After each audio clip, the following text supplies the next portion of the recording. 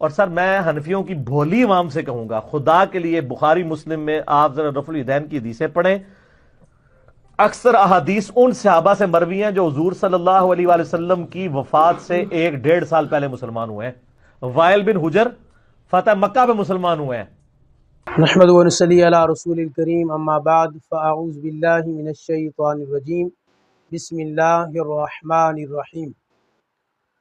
ناظرین و سامعین، رفع یدین کے اوپر کافی وہ گفتگو ہوتی رہتی ہے۔ آج تفصیلی کلام تو اس پہ نہیں کرنا، چونکہ ہمارا کلپ پہلے تفصیلی اس پہ ریکارڈ ہو چکا ہے، اس کا لنک بھی انشاءاللہ نیچے دے دیا جائے گا، آپ اس کو بھی دیکھ سکتے ہیں۔ آج صرف 2 باتیں آپ کے سامنے کرنی ہیں۔ ایک تو یہ کہ جب بھی رفع یدین کے ترک پر ہم روایات پیش کرتے ہیں، یعنی حضرت سیدنا عبداللہ ابن مسعود رضی اللہ تعالی عنہ، جس کو مرزا انجینئر کے جو شیخ البانی ہیں انہوں نے بھی صحیح کہا، اور ایک تعداد ہے محدثین کی جنہوں نے اس روایت کو صحیح کہا، پھر مولا کائنات شیر خدا کا اپنا عمل، اس کے علاوہ حضرت سیدنا عبداللہ ابن مسعود کی شاگرد، حضرت مولا کائنات کی شاگرد، یہ سارا اس کلپ کے اندر آپ دیکھیں گے کہ ہم نے روایات پیش کیں، اور صحیح سند کے ساتھ روایات موجود ہیں کہ رفع یدین اب منسوخ ہو چکا ہے۔ اس پر 2 روایتیں ہمارے سامنے پیش کی جاتی ہیں انجینئر صاحب کی طرف سے اور ان کے جو تلامذہ ہیں، ان کے جو اسٹوڈنٹس ہیں ان کی طرف سے۔ ایک حضرت وائل بن حجر کی ہے اور ایک جو روایت ہے وہ حضرت مالک بن حویرث کی۔ آج صرف سوال کرنا ہے ہم نے ابو داؤد شریف کی جو روایت ہے، کیونکہ جب ہم یہ سوال کرتے ہیں کہ رفع یدین تو منسوخ ہو چکا، تو وہ 2 یہ دلیل ہمارے سامنے پیش کرتے ہیں کہ جی ایک فتح مکہ میں مسلمان ہو رہے ہیں، اور حضرت مالک بن حویرث، حضرت وائل بن حجر، یہ دونوں صحابی بعد میں اسلام قبول کرتے ہیں۔ یعنی ان کی یہ روایت پیش کرنے کا مقصد یہ ہوتا ہے کہ حضور رفع یدین وصال باکمال تک کرتے تھے۔ جب ہم دلیل مانگتے ہیں کہ جی کون سی دلیل ہے، کہتے ہیں جی دیکھیں جی یہ حضور کے وصال سے 1.5 سال پہلے اسلام قبول کیا انہوں نے، اور ان کی باقاعدہ روایت موجود ہے کہ سرکار رفع یدین فرماتے تھے۔ اب ہمارا سوال یہ ہے کہ جو روایت آپ پیش کرتے ہیں حضرت وائل بن حجر کی، جیسے ہم سب سے پہلے سنن ابو داؤد میں پیش کرتا ہوں آپ کے سامنے، یہ 723 نمبر 723 نمبر یہ حدیث پاک ہے، سنن ابو داؤد شریف کے اندر موجود ہے، البانی نے اس کو صحیح کہا۔ یہ روایت پیش کی جاتی ہے حضرت وائل بن حجر رضی اللہ تعالیٰ عنہ کی۔ اب حیرانگی کی بات ناظرین یہ ہے، جو ہمارا سوال ہے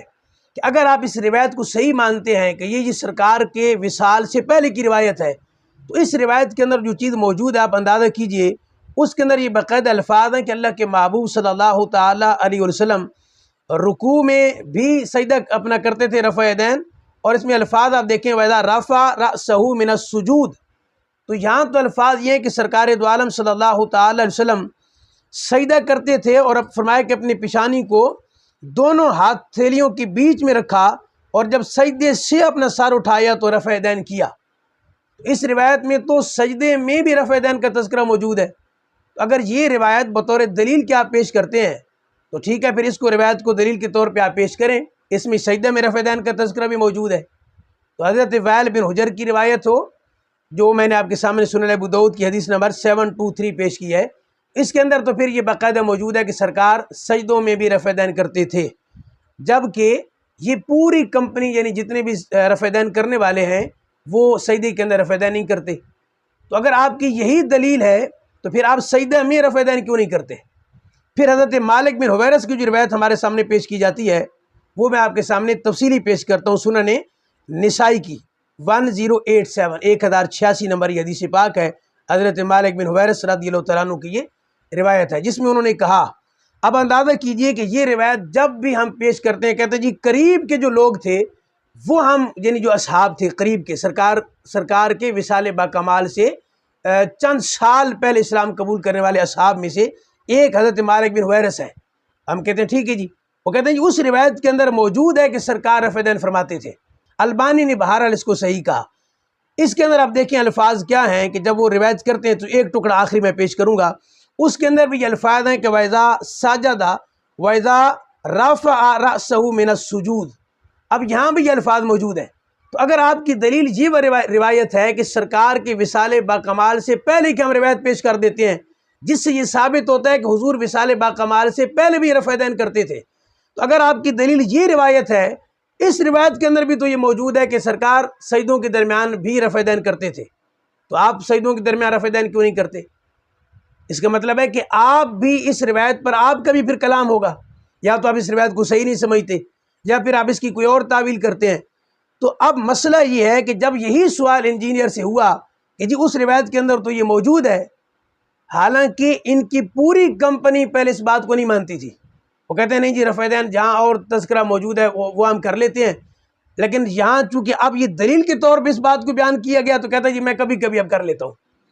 اس کا مطلب یہ ہوا کہ یہ آپ کی بھی دلیل نہیں بن سکتی دونوں روایات، اور یہ صرف میں نے آپ کے سامنے دو پیش کی ہیں، ورنہ یہ روایات جہاں جہاں موجود ہیں، مثال کے طور پہ جو امام بخاری کی طرف منسوب کتاب جز رفع دین ہے اس کے اندر بھی یہ روایات موجود ہیں،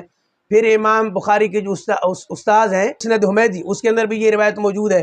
وہاں بھی یہ تذکرہ تفصیل کے ساتھ موجود ہے کہ وہ سجدوں کے درمیان رفع دین کرتے تھے۔ حضرت سیدنا عبداللہ ابن عمر سے بھی موجود ہے۔ تو اگر آپ ان روایات کو دلیل بنائیں گے تو اس میں دونوں کے اندر روایات کے اندر بلکہ تینوں روایات کے اندر سجدوں میں رفع دین کا تذکرہ موجود ہے۔ کہتے نہیں جی وہ بعد میں جو ہے نا اس کو چھوڑ دیا گیا تھا۔ تو ہمارا سوال اس پوری جو کلپ ہے اس کا خلاصہ یہ نکلا کہ ہمارا سوال پھر یہ ہے کہ ہم جب ترک کریں، ہم کہتے ہیں یہ رفع دین منسوخ ہو گیا تھا، آپ کہتے ہیں یہ وہ دلائل پیش کریں، ہم دلائل پیش کر دیتے ہیں، ہمارے پاس حضرت عبداللہ بن مسعود کی روایت موجود ہے جس کو البانی نے صحیح کہا اور دیگر محدثین نے صحیح کہا۔ ہمارے پاس تو ترک پر دلیل ہے، منسوخ ہونے پر ہمارے پاس تو دلائل ہیں، کیا آپ کے پاس اس کے بعد کوئی روایت موجود ہے؟ یعنی حضرت مالک بن حویرث کے بعد یا حضرت وائل بن حجر کے بعد کیا آپ کے پاس سجدے میں رفع دین جو آپ کرتے ہیں اس کے منسوخ ہونے پر یا ترک پر آپ کے پاس کوئی روایت ہے تو آپ پیش کیجئے۔ یعنی جب آپ اینڈ پہ یہی روایت پیش کرتے ہیں کہ ہماری یہی روایت ہے کہ سرکار وصال باکمال سے پہلے اور وصال باکمال تک رفع دین کرتے تھے، کہ چونکہ یہ بعد میں اسلام قبول کیا اور سرکار کے وصال باکمال سے قریب کا یہ معاملہ ہے، تو ٹھیک ہے پھر اس کے رفع دین جو آپ نے ترک کیا سجدوں والی، اس پر مالک بن حویرث رضی اللہ تعالیٰ عنہ کے بعد اور حضرت وائل بن حجر کے بعد کوئی ایسی روایت پیش کیجئے کہ جس کے اندر یہ ہو کہ آپ نے سجدوں والے رفع دین کو ترک فرما دیا تھا۔ یہ چیلنج کے طور پہ ہے کہ آپ ایک روایت بھی پیش نہیں کر سکتے کیونکہ آپ کی آخری دلیل یہی روایت ہے، تو اس کے اندر تو یہ موجود ہے، لہذا ہمارے پاس موجود ہے ترک پر دلیل، آپ کے پاس کوئی ایسی دلیل نہیں ہے۔ اگر آپ یہ کہہ سکتے ہیں کہ سرکار پہلے رفع دین کرتے تھے سجدوں والا بعد میں منسوخ ہو گیا، آپ یہ کہیں تو بات ٹھیک ہے، اور ہم اگر کہیں کہ سرکار پہلے رفع دین فرماتے تھے لہذا بخاری کی روایات یا دیگر کتب کی جو روایات ہیں وہ سرکار کے پہلے زمانہ پر معمول ہے، تو آپ کہتے ہیں کہ یہ منسوخ کی بات آپ کہاں سے لے آئے ہیں؟ تو پھر آپ منسوخ کی سجدوں والی روایت آپ کہاں سے لے آئے ہیں؟ تو جو آپ کی دلیل ہے وہی ہماری دلیل ہے، لہذا یہ میں یہ سوال چھوڑ کے جا رہا ہوں مرزا صاحب یا جتنے غیر مقلدین ہیں، آپ پر یہ ہمارا یعنی حق بنتا ہے کہ آپ سے ہم دلیل مانگے جیسے آپ ہم سے مانگتے ہیں،